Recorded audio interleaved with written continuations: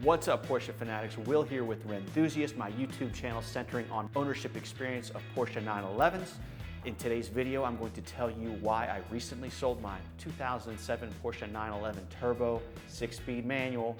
I'm also going to share with you why I'll likely never own another water-cooled Porsche, and I will also share with you what I'm thinking about replacing the Turbo with. Before we jump into the content, I urge you to subscribe to my channel if you like Porsche 911 content. All right, let's get into it. A little background on the 07 Turbo. I had just sold a 1970 BMW 2002 that I had owned for about a year. That freed up a spot in my garage. I had always wanted a Porsche 911 Turbo. As I'm sure if you're watching this video, you either own one or you want one. You know, I decided, hey, maybe now is the time to pick it up. So the search was relatively quick, which in hindsight might have been a little bit of a mistake. I scoured all the usual channels, PCA, Rennthusiast, classifieds, and I actually found this car on cars.com, a seller out of Nashville, Tennessee. It was a 2007 Porsche 911 Turbo in Guards Red, a coupe, of course. I'm just really into coupes. I'm not a cab or a Targa guy. The car had something like 23,000 miles, and the kicker was it was a manual. Manual was definitely non-negotiable. So found this car, and I did pay top of the mark for the car. Picked the car up, drove it home from Nashville, Tennessee. That was about a 6-hour drive, so definitely gave me a lot of seat time in the car, helped me understand the capabilities as well as the speed. Reason number one, I sold my 911 Turbo, and this shouldn't be a surprise to you if you've driven one of these cars, simply too fast. When I bought the Turbo, I knew it was going to be a very quick car, and when I test drove it, I knew it was very fast.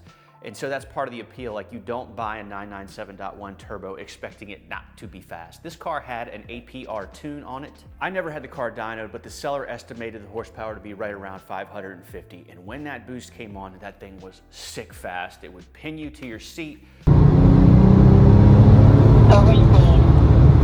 it was definitely very, very exhilarating. And it was very easy to go fast in. I have a bit of a spotty driving history.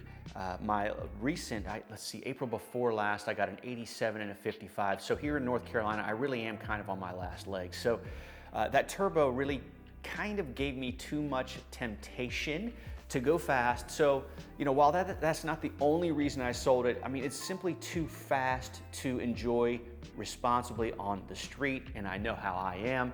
Way too easy to hammer on that accelerator, so I did find myself going pretty fast. In the moment, while you're driving a car like that at high rates of speed, it feels so under control. Of course, I run a radar detector too, so I felt like I kind of had a sense for where any police officers were. But nonetheless, you know, that car was so tempting that the speed was really kind of one of the driving factors that I sold it. So that's reason number one that I sold that Turbo, is it was simply too fast to enjoy responsibly on the street. Reason number two I sold the car, my example was frankly just too nice to be a driver. I paid top of the market for a very, very clean Guards Red special, immaculate example with low miles.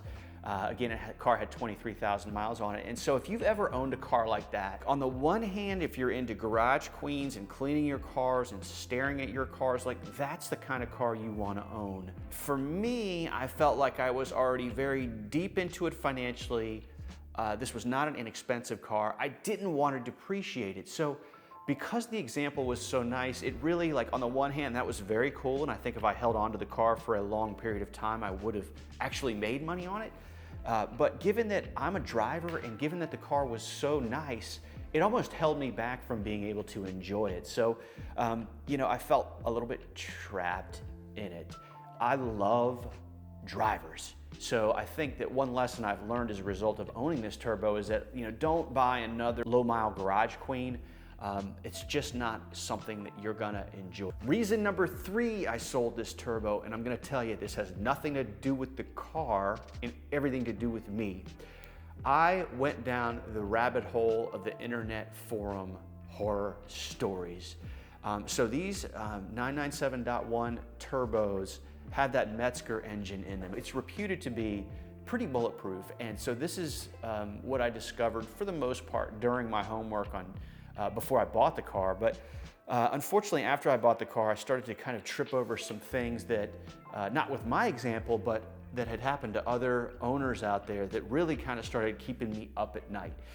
So these cars, these 997.1s, are prone to spun camshafts. I'm not a mechanic. Unfortunately, I'm not really, engineering minded, so I kind of struggle sometimes to understand how an engine works. But the bottom line is, you don't want a spun camshaft with these cars. It looks like it happens. I don't know if I'll say fairly often, but often enough where you see story after story on the forums. And basically what it boils down to is you're gonna have to spend anywhere from $8,500 to $12,500 to have the engine taken apart and having the issue rectified. And for me, again, I mentioned this as part of reason number 2. I was already really deep into the car financially. I didn't love it enough to feel okay getting way upside down on it. So really, I didn't want to run the risk of having a spun camshaft. So when I would drive the car, I'd take it out, and in my mind, I'm like, oh man, am I gonna start to have this kind of a problem? So that's another kind of mental thing that was bothering me about the car, was that spun camshaft issue. Another issue that a lot of owners have had is the coolant lines letting loose. So there's plenty of information about this issue out there. You can Google it, 997 turbo coolant line issues, and you can certainly find a lot of info out about that. I knew about that issue going into buying the car. The fix for that, my understanding is, it's something like $3,500 to have the engine dropped and to have the coolant lines either re-glued or pinned or welded. I never got really far down the path of investigating and having it done on my car. Not as catastrophic of an issue to repair as that spun camshaft, but nonetheless, it's an issue to repair. So it goes back to what I was just sharing with you. Like, I was already really deep financially into this turbo, and I just couldn't bear the thought of having to put more money into it. As an aside, I have my 95 993 coupe that I'm about to wrap up a project on, and I'm frankly upside down on that car pretty badly now, financially speaking. And I don't mind, because I connect with the car. I love the car. It's a keeper for me. This turbo, I never had that connection with. So, between the internet forum horror stories and the thought of having to put more money into the car, and the fact that the example was too nice for my liking, if that makes sense, and because it was so fast, this reason number 3, that there are issues that exist with the car, it was just really weighed heavily on my mind.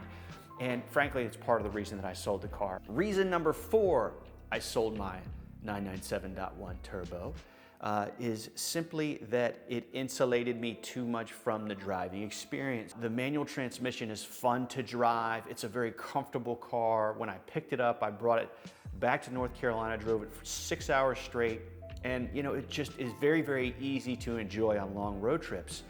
But for me, the more I owned it and the more I drive these cars, my air-cooled 86 and my 95 993, I just love the older cars. They make you work for the reward.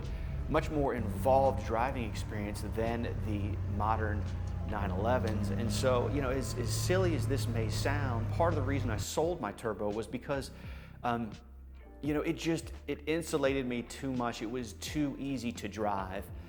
So while not the deciding factor of why I sold it, I just felt like, I did not really get the kind of driving excitement out of that car that I do out of these air-cooled Porsches. The 5th and final reason that I sold my 997 turbo and 6-speed manual is that I just never really connected sentimentally with the car. So if you're a car person, then you know exactly what I'm talking about. When you really love a car you have, you get excited about the idea of driving it. Every time you get into it, you're really looking forward to the experience. And I just found that was not the case with this turbo for me. It ended up sitting up on this lift most of the time, to be honest with you. I've shared with you the first 4 reasons why I sold the car, and I would submit to you that's probably why I never really connected with it. I want it to be an event when I climb into my car. And what do I mean when I say that? What I mean is, hey, this is an experience that I'm interested in, drawn to, excited about every single time I do it. And that turbo was just never there, man. So I was into the car pretty deep financially. I paid at the top of the market for it. I did have to put some money into it from a maintenance standpoint.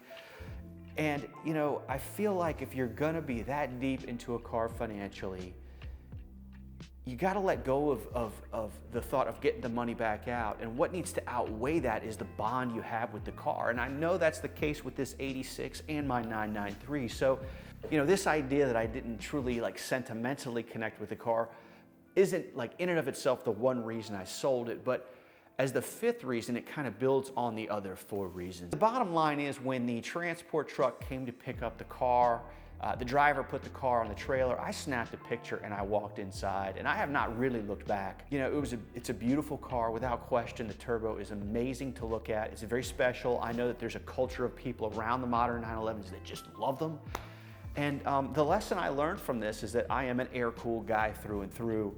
On the front end of this video, I promise you I'd tell you why I will never own another water-cooled car. These modern 911s are just they're too well engineered. They're not visceral and involving enough for me to want to own them. And then look, I might open a can of worms with this, but we all know that each generation tends to have some sort of, you know, catastrophic failure, or at least something to think about, right? Like coolant lines on the turbo, spun camshaft, IMS bearing issues, that kind of thing. And yeah, these air-cooled cars have issues, but you know, once you get them sorted, they tend to be pretty bulletproof and you can beat on them. So, you know, that's why I'm not going to own another water-cooled Porsche, maybe a 996, but outside of that, I don't think so. What I'm thinking about doing now is picking up another air-cooled car, but what I want to do is do some sort of a build. I want to get a very unique example. I'm thinking long hood, something with patina, something just really loud and mean. I do have my 993 build wrapping up down at Sunder Works in Charlotte. Should be picking that car up in a couple weeks. So my thought process is I'm gonna pick up my 993, really enjoy that car, at least for the next couple of months as I decide what's next. So if you want to join me on the journey and see what I do next, please subscribe to the channel. I publish content weekly, so you know, I commit to you to be consistent in bringing you that material. I hope you've gotten something out of this. I'm not really sure what caused you to find this video. Maybe you're considering a 997.1 turbo, and you know, if so, it's a great car and it might be for you. It just wasn't for me. But I would urge you to look into the issues. I would urge you to take a look at how long you want to hang on to the car, and I would urge you to take a look at your driving record, because I will promise you that the car is very, very tempting. So hope you enjoyed this video, and I do hope to see you next time. I'm out of here.